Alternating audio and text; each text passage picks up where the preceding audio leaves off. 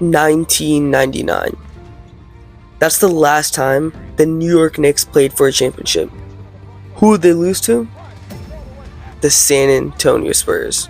27 years later, the same two franchises, the same trophy on the line, except this time, the Knicks didn't make a Cinderella run as the 8th seed like they did in 1999.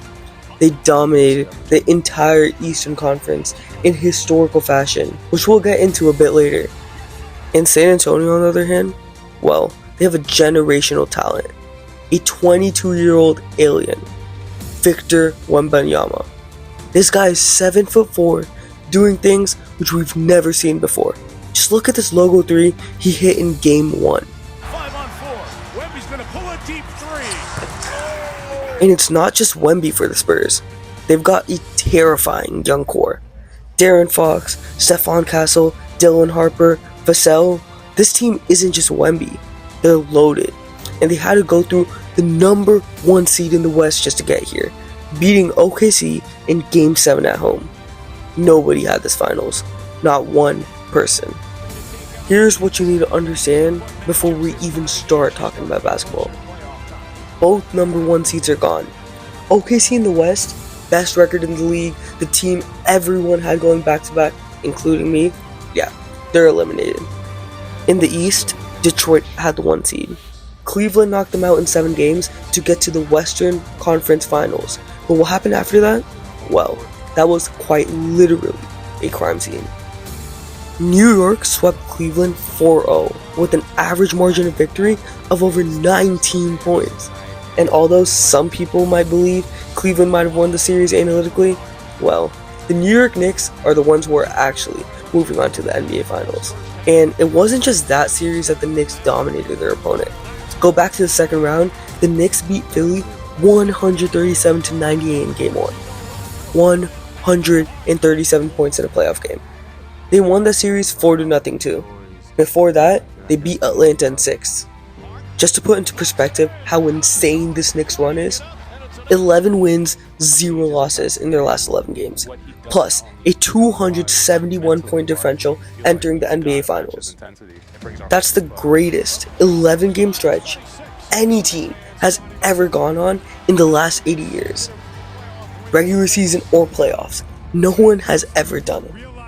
Oh, and let me just remind y'all, there might not even be a New York after the series is over. New York is on the verge of turning into Gotham City. And honestly, I'm here for it. These fans deserve it. Just take a look at this. Alright, so now let's switch gears and talk about the San Antonio Spurs. Because their road here was honestly the complete opposite of New York's. The Knicks coasted, while the Spurs went to war. First round, the Spurs handled Portland in 5. Second round, Minnesota in 6. And then came the most watched Western Conference Finals of all time against Oklahoma City Thunder, the best team in the league. Game 1 of the series might have been one of the craziest and best playoff games I've ever watched, with Wemby hitting a lower shot from the same place Curry did about a decade ago to send the game to double overtime, where the Spurs would go on to win it. Then fast forward to Game 7, the Spurs were on the road again and then pulled off the unthinkable. They beat the number 1 seed defending champs at home to go to the NBA Finals. And a main reason why is this guy right here, Victor Wembanyama, the alien. In that Game 7 elimination game on the road against the best basketball team, he goes for 22 points, 7 rebounds on 60% from 3. He picked up 5 fouls late and still closed out the game. 22 years old, on the biggest stage of his life. Literal ice in his veins. But here's what people sleep on: the Spurs' depth. This isn't a one-man team. Look at the young core: De'Aaron Fox, Devin Vassell, Stephon Castle, last year's Rookie of the Year, who's now a real two-way weapon. Dylan Harper, the rookie already contributing in Game 7. And then Julius Champagnie, who was cut from the 76ers and then hit a monster 6 threes in the clincher on 60% from 3. This whole roster is young, fast, and absolutely fearless. And somehow, they're already here in the NBA Finals. They're years ahead of schedule. I don't think people understand how crazy this run is that the Spurs are going on. Tatum didn't win till his 7th year in the league. Wemby has a chance to do it in just his 3rd year in the league. Now, here's where it gets even better. These two teams already know each other. They met 3 times this season. And let's start with the big one, the NBA Cup Final. December 16th, Las Vegas, Knicks win 124-113. Here's what's wild about the game. The Spurs led most of it. They were up 11 in the 3rd quarter, and then New York hit them with a 35-19 4th quarter and ran away with the trophy. We've seen this time and time again, especially this playoffs. You cannot let the New York Knicks get hot. What went right for New York that game? Well, 2 things.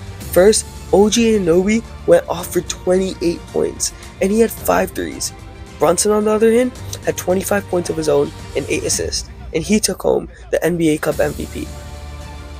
But the real story here, second chance points. The Knicks grabbed 23 offensive rebounds and turned them into 32 second chance points. Mitchell Robinson alone had 10 offensive rebounds. To put that into perspective, San Antonio hadn't given up 32 second chance points in a single game in over 20 years. But here's the thing you can't ignore about the Knicks Cup win, and why I wouldn't read too much into it. 2 huge factors don't carry over.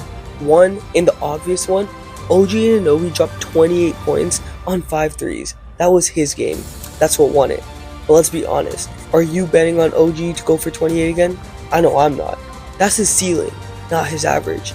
You can't game plan around your role player having a career night. If OG gives you 14 instead of 28 in the series, it's a whole different ballgame. And number 2, the bigger one, Wembanyama was on a minute restriction in that game. He only played 25 minutes and finished with just 18 points. This time, nah, there's no restriction, no leash. You're getting 38 minutes of a 7'4" alien, Victor Wembanyama, in the NBA Finals. So yeah, the Knicks won the cup, but they beat a version of Wemby who was playing on a timer, and they needed a career game from OG Anunoby to do it. Flip those 2 things in the finals, and that result might not hold up. And now, the rematch. New Year's Eve in San Antonio. Spurs win 134-132, a 2-point nail-biter. What flipped? Julian Champagnie went wild. 36 points and 11 threes. When the Spurs have a shooter going like that around Wemby, they're basically impossible to beat. The Knicks scored 132 and still lost. And before any Spurs fans get too comfortable about the home win, the same logic applies the other way. San Antonio won 134-132. Why? Because Julian Champagnie went absolutely nuclear. 36 points, 11 threes. 11. I know Champagnie's a good shooter, and he showed that in Game 7. But 11 threes, 36 points? Yeah, I don't know about that. So, looking at both of these games honestly, the Knicks needed OG for 28, and the Spurs needed Champagnie to hit 11 threes. Take away both those outlier performances, and both of these games swing the other way. And now, the third meeting. March 1st, Madison Square Garden, the Knicks blow the Spurs out, 114-89. That's a 25-point blowout. And here's why it matters more than the other 2. This wasn't a fluke night. Nobody went for 11 threes. Nobody had a career night. The Knicks just walked into Madison Square Garden and dismantled the Spurs from start to finish. This was the Spurs' worst loss of the entire season. Their worst. And it came against this exact Knicks team who they're facing in the finals. But let's not overreact too much. It's just one game. One regular season game in March is not a final series. Different stakes, different intensity, different preparation. In a best of 7, San Antonio gets to adjust, gets to counter, gets to throw a full strength Wembanyama at the problem over and over again. You don't get blown out 4 times in a row at this level without fixing something. And don't forget how we got here. These 2 teams split the regular season. The cup final was close until the 4th. New Year's Eve was a 2-point game. Take out that one blowout, and every meeting between them has been a coin flip. So, after all that, all the stats, all the matchups, all the history, here's where I land. And New York Knicks fans, I want to apologize in advance. I'm sorry, but I'm taking the Spurs. Despite everything I just told you, the 11-game winning streak, the record point differential, the 25-point beatdown in the Garden, I think San Antonio wins the series. Spurs in 6, maybe 7, but I think they get it done. It comes down to one thing. Victor Wembanyama is the best player in the series. And this time, there's no minute restrictions holding him back. Over a full 7-game series, I'm taking Victor Wembanyama and the San Antonio Spurs young core to beat New York in 6 games, maybe 7. But, and I cannot stress this enough, I'm not comfortable with this pick, not even a little, because these Knicks are walking in with the most dangerous thing a team can have, confidence. They have not lost a basketball game since April. They beat this exact Spurs team for the NBA Cup. They know they could beat them. And a team that has this type of chemistry, riding the best 11-game stretch in the history of the league, the last thing, and I mean the last thing you want is to let them get hot. Because if New York gets hot in the series, it's over. And I mean that. I would not be surprised, not one bit, if the Knicks just steamroll San Antonio and win the whole thing. Brunson lifting the trophy, the Garden going nuclear, 52 years of waiting, ending all at once. That is absolutely on the table. Thank you so much for watching, and if you like this video and want to see more basketball content like this, make sure to like, subscribe, and comment. Thank you all.